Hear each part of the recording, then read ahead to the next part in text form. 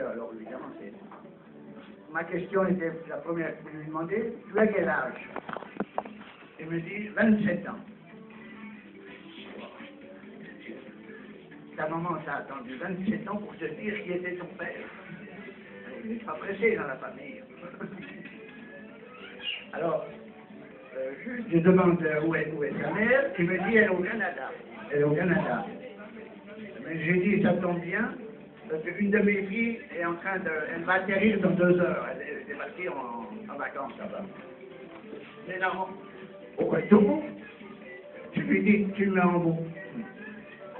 Tu m'envoies un email avec ta pièce d'identité, tout ça. Il m'a envoyé avec le numéro de téléphone aussi de sa mère. Et sa mère, j'appelle au Canada. Ah oui, sa mère, elle habite au Canada. Lui, il habite à Paris. Il a 27 ans et il a une famille à Paris. Oh. Alors il me dit, j'ai pas de famille. J'ai dit, tu es mon fils. Ah, t'as déjà en 2 minutes, t'as 2 sœurs, t'as 4 neveux. Ah, j'ai dit, ta famille, elle a augmenté très très vite en très peu de temps. Hein.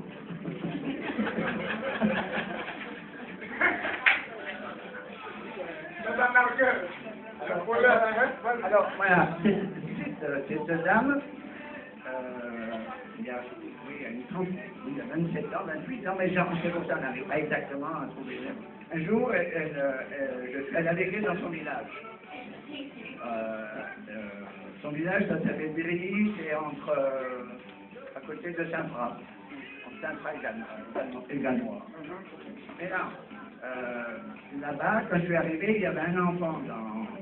On est arrivé chez sa mère, il y avait un enfant qui était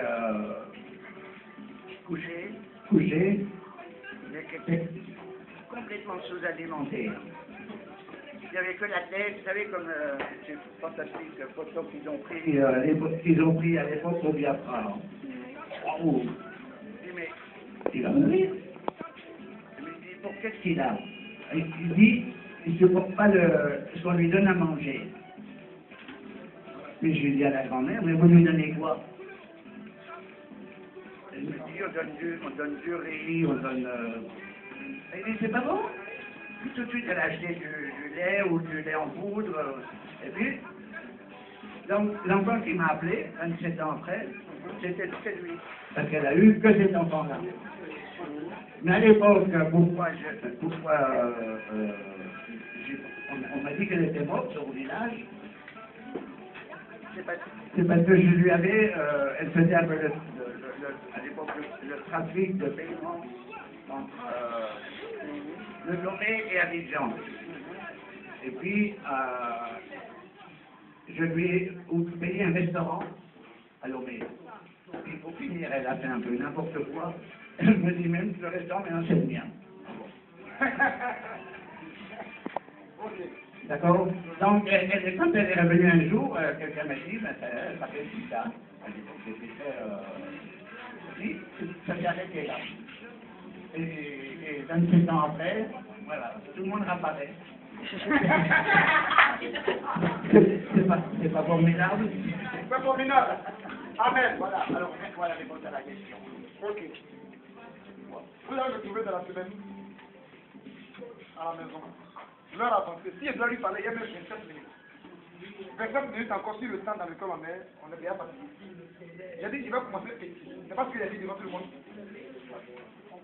Il y a deux sujets dans sa vie qui ont, comment je dis ça en français? Qui ont bouleversé. Bouleversé est trop dit. Bon, bouleversé n'est pas le mot.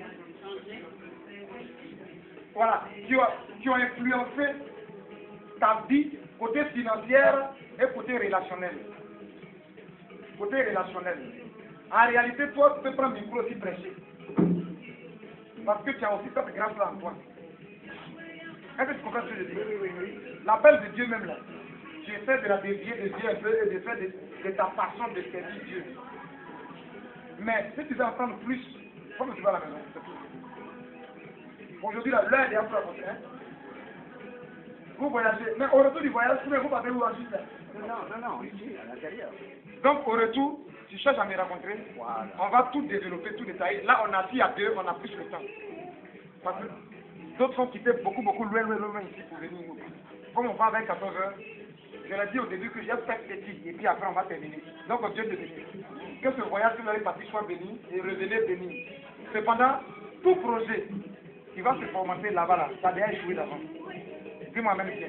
Amen. Ok, donc allez-y la soirée. Au retour.